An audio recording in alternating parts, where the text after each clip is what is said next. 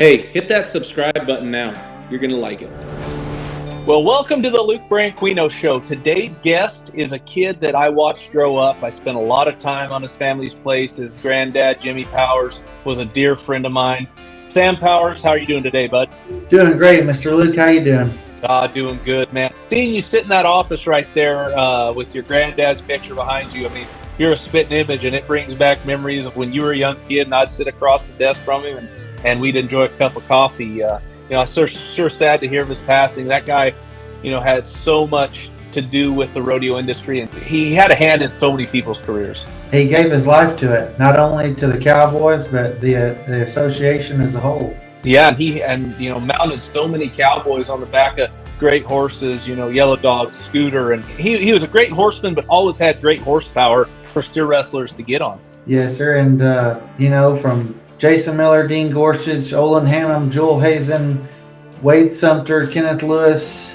I mean, everybody that was here practicing with us. I don't know too many guys that ever didn't make the final. Trevor Knowles, he used to get his guitar out and play, and Gabe Ledoux. And I can remember that bunkhouse down there, or the cantina. I mean, it would have 20 guys that were all trying to fight to make the NFR, and I wouldn't have been surprised if 15 of them in there weren't at the finals that year. Especially when you're getting ready for the time event, whether we were Garrett Notes, whether we were calf roping, team roping, or bulldogging, somebody was cooking, and I really wish I could go back and just see that for a day or two. I can remember first time coming out there. I don't know if you were 13, 14 years old yet. You were tying calves and shoot dogging, and I mean, talk about a kid that had an opportunity with so many champions in the arena to help you out. And you're proving that with your career now and how you're doing as well as you're doing. Obviously, WCRA is what we really want to talk about.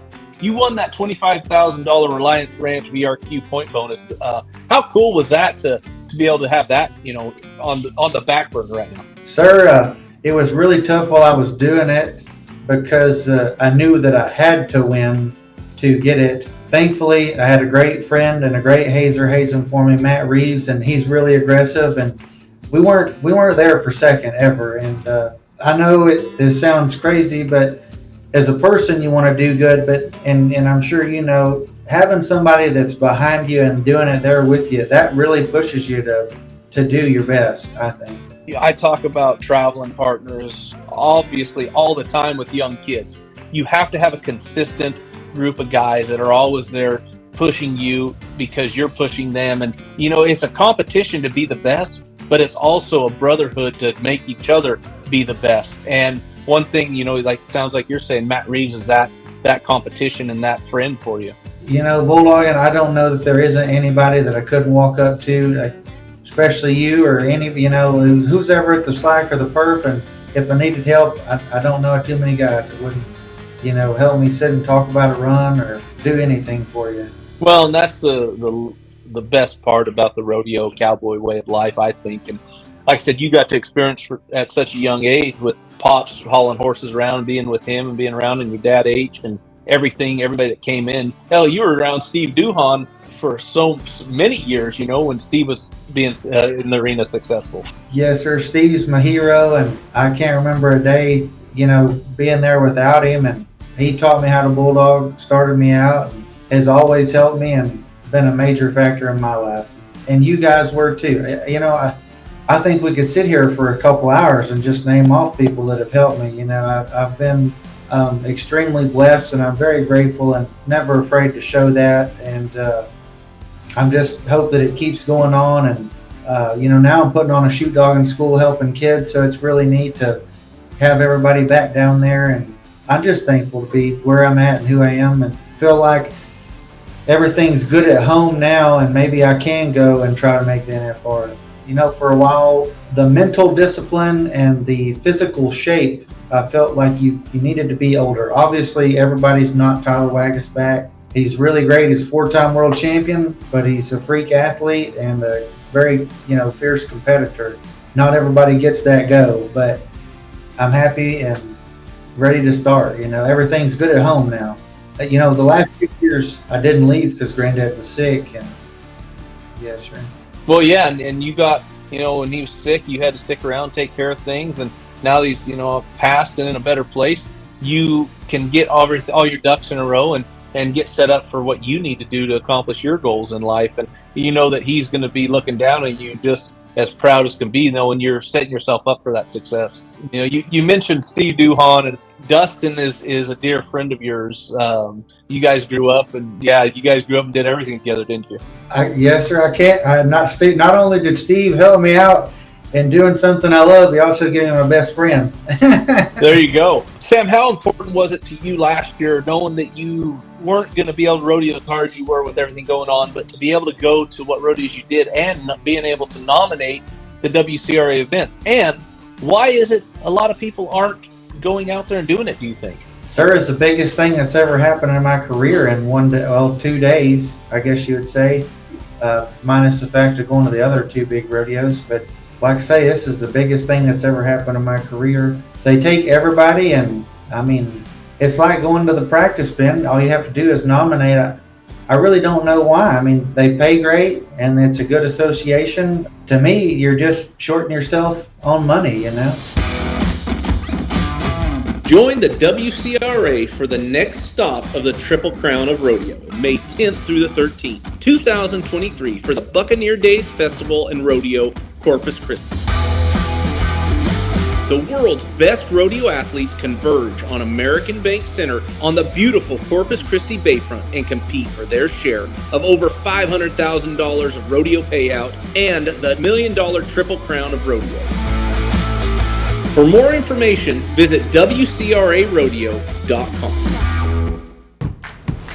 As a competitor, when you enter a rodeo, you expect to go win. If you enter a rodeo and think, I don't win, why are you even going? So why wouldn't you put up that $115 or whatever the entry fee is at an opportunity? And for me, what I did is, and we didn't have the luxury of the rough stock. We didn't get to know, what we're getting on and all that, but we knew the pen of steers we were running and maybe who was entered.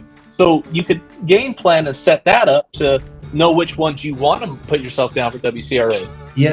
I guess one thing that may help is if everybody knew which steers were going to be at the rodeo ahead of time and knew that they were going to run good cattle, whether you're a man that works 9 to 5 or a professional athlete, why wouldn't you be there where you can run good steers for great money?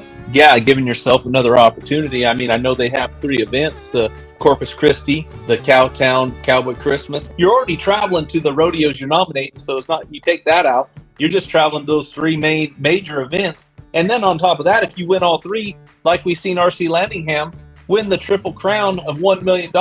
In the PRCA, they have something called limits. The only person that keeps you limited out of the WCRA is yourself. I spent maybe $3,000 when I went to them on entry fees, and I won over 70 just at the few events that I went to. And for a guy that rodeos for a living, it's crazy to me that they don't. And I know some of them may be over the top of something. I know, actually not really so much, because the Cowtown Country Christmas is after the national finals, and then Corpus Christi might be over the top something, but nothing major circuit rodeos for you guys. So you need to give yourself the opportunity to get to these big events, especially if that's what you do for a living. And again, I can't stress enough how cool it was to see R.C. Landingham win that $1 million, and that could happen in any event. Riley Webb about did it in the tie-down open. He has a really bright future, and he's a really good young man, and I look forward to seeing him in his career. Yeah. What about horsepower, Sam? What do you got? What are you riding? What are your plans? What are your goals for this year? I'm riding a horse that I got from Mr. Brian and Lisa Anderson named Turbo. She's wonderful, and they've took me in, and they're like family to me. A major blessing. As a matter of fact, when I went and tried her, my granddad, he never gets out of his seat. He was so excited when I was riding her, he walked up to the box. I ran 3, and he said, "That's enough. You decide right now what you want to do." That's what I'm riding. And then I have a horse from Olin Hannum that's a really good horse, honest, and never going to cheat you or anything. Always looking for the next great horse. But this year, I don't really want to go so much in the winter. I want to ease around. And then, like Reno, I definitely feel like you have to be at Reno. A couple of rodeos over the 4th. And I would really like to go to the Northwest and hit that pretty hard because I don't feel like there's going to be a whole lot of guys there. A lot of horses are tired too. You don't see many just the charisma of the competitors is gone too, because either it's been a great year and you're like, I rodeoed all year and I'm here, or dang, I don't know what to do anymore. But the whole time that I'm rodeoing all year, I'm going to go to some amateur rodeos and jackpots, and I'll use that again from a WCRA. Using that to try to get that bonus again that you won this last year, and then obviously seed yourself into a position where maybe you don't have to go through the qualifier rounds. You're already seeded into the performances. For sure. And, sir, it all just depends on the way things are here at the ranch, and then diesel prices. It's hard to leave home when it costs $500 a tank of for a big tank of diesel. What did football, high school football, did it have a role in your success in steer wrestling, or how did that translate and help you into your rodeoing career? I had a great coach named Coach David Sign. Really taught me how to execute and think about things. Obviously, if I'd have sat down and talked about steer wrestling before I did it, I wouldn't have had to run this many steers to be this good. And I might feel a little better. But, lifting weights, I really wish in high school that they had stressed as much about stretching. That's a major deal after you get 25, I feel like. Hand-to-eye coordination, agility, just everything was a major part of the way I am now. Well, it's awesome to be able to use tools from that sport and carry it over into the sport you're doing now, and the way you're looking into it and loving what you're doing is impressive. And I know your future is going to be bright. You have all the support in the world. You got the horsepower. You got the guy on the other side hazing for you, and I'm looking forward to seeing you. Obviously, at the WCRA's winning first there, and hopefully making your way to the national finals rodeo here before too long. Yes, sir. I'm telling you, my dad, my mom, my stepdad, and my grandmother, and my great-grandmother, and my other grandmother, I'm just completely blessed. B, she still cooks for us sometimes, and it's hard to walk away when she's got one of them desserts out there, but sometimes I have to. And I have a great girlfriend, and I'm just super blessed with everybody in my life. But I can't stress how grateful I am to have not only you, but everybody who was ever at the barn that took a chance and was like, I'll help this kid. I'd throw away a year just to spend 2 days in that world again. I hear you. I'd be the same way. I mean, the pitch games we had, the cookouts we had. I mean, I remember Gabe Ledoux just sweating over the barbecue pit, or cooking etouffee or jambalaya or something, and cooking ribs, and it was just a good time, and like I said, a time in my life that I'll never forget. And obviously you feel the same way, and those are the types of moments I think that help mold us into the people we are, and I hope we help mold you into somebody you want to be. The old saying, if you do something you love, you never work a day in your life, especially when you leave home. If you're not happy about getting to leave and being happy just to compete, you probably don't need to be rodeoing. And there's plenty of guys who look at it negatively, and that stuff just won't last. And I don't know if there's another guy who has as much fun as I do, but I'm happy to see everybody, because I live 20 miles outside of town. I live 5 miles away from my closest neighbor. I'm just happy to get to visit and get to do something I love when I get there. Well, and you show that emotion. I mean, when I was still rodeoing and going, I'd see you come up, give me a hug, which, man, I appreciated, and there's nothing wrong with that. You be you, enjoy your life, be who you want to be, and again, that's what makes you not have to work a day in your life. You're 100% right. Just blessed to be able to live like that. There's plenty of people who don't do that. I can't thank you enough, Sam. I want to wish you the best of luck in your career, and you got my number, and anytime you need to reach out, have any questions, don't hesitate to ask. One thing I will say, the negative about rodeo, it's never fun to see your heroes retire, because from the time I was a kid, trying to beat somebody my age, I backed in there like, I know Luke Branquinho was 3'8", I've got to be 7'7", It's just hard, I really cheer for you guys, and it's tough to see it, but you know what? Life goes on after rodeo, and I'm happy for y'all. Well, I appreciate it, buddy. Best of luck to you. Yes, sir. Y'all too, and y'all take care, Mr. Luke. Likewise, you too, bud.